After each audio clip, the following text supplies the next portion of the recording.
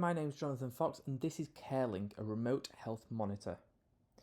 CareLink is designed and built using AWS services in order to provide equitable real-time health monitoring, especially for regions that are remote or communities that are underserved.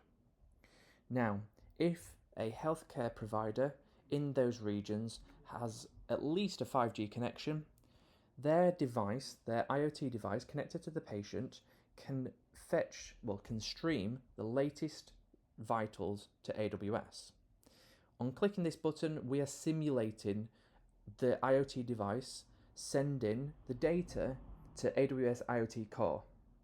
And this is for secure real-time transmission of patient vitals. Now then, an IoT Core rule is processed, which triggers a Lambda function. This Lambda function does a few things.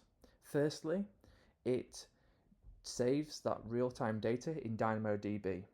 Secondly, it checks the environment variables programmed into the Lambda function and decides whether or not they cross a certain threshold for these particular vitals. Now, if they cross a certain threshold, we trigger an SNS alert, and the SNS alert sends an email. This, in practice, could actually be the patient has an elevated heart rate, the SNS is triggered, and it pages the doctor, as they might not be in the room with the patient at the time. Also, the Lambda function sends the data to Amazon Bedrock, a Titan Text G1 Lite model, which not just that individual record, but the last 24 hours to provide a summary of the patient's vitals over the last 24 hours. Also, the last 24 hours worth of data is sent to a SageMaker prediction model, which is XGBoost, and it provides an instability risk score. Now, the SageMaker model has been trained on a year's worth of data, fictional data, to determine whether or not within the last 24 hours the data provided proves that the patient is likely to become unstable. Now, in this case, the last 24 hours show they only have a 7% chance of becoming unstable because their instability risk is low. Based on their last 24 hours worth of trends, we can see everything is roughly the right temperature, heart rate, oxygen level, so therefore they're not likely to go unstable.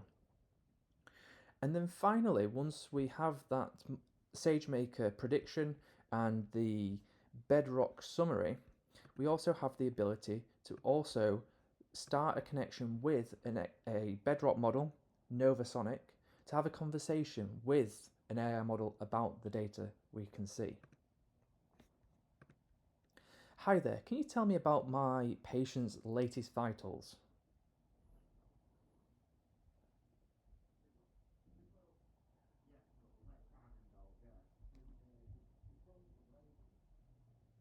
Sure. The latest vitals recorded for your patient are a heart rate of 85.8 BPM, a blood oxygen level of 95.7%, and a temperature of 37.3 degrees Celsius. Okay, can you just summarize the vitals over the last 24 hours?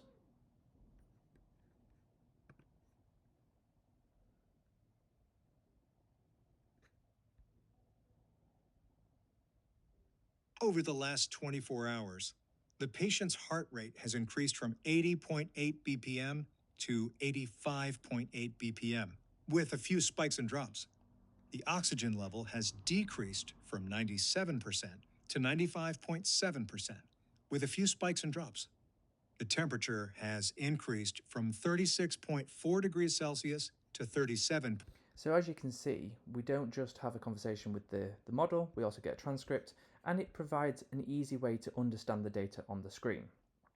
Now, some challenges we ran into were the XGBoost model is not designed for time-based data. So instead, what we had to do was build into the learned data some fictional columns to provide engineered features, allowing a fake history. Now, in reality, we would use a designated model for this type of prediction, but this is just a proof of concept. Now, To summarise, as you can see, this CareLink remote health monitor provides easy access to those in all areas, both privileged and underserved communities. You need a 5G connection and an IoT device, and you can already then start streaming data to AWS. You can use Bedrock to provide a high-level summary, SageMaker trained models to provide an instability risk generated on a prediction based on your data that you hold on a particular patient, and you can even use Bedrock to have a real-time fluid conversation with an AI agent using Bedrock's Novasonic. Thank you for watching. I hope this was useful, and I hope you enjoyed the demonstration.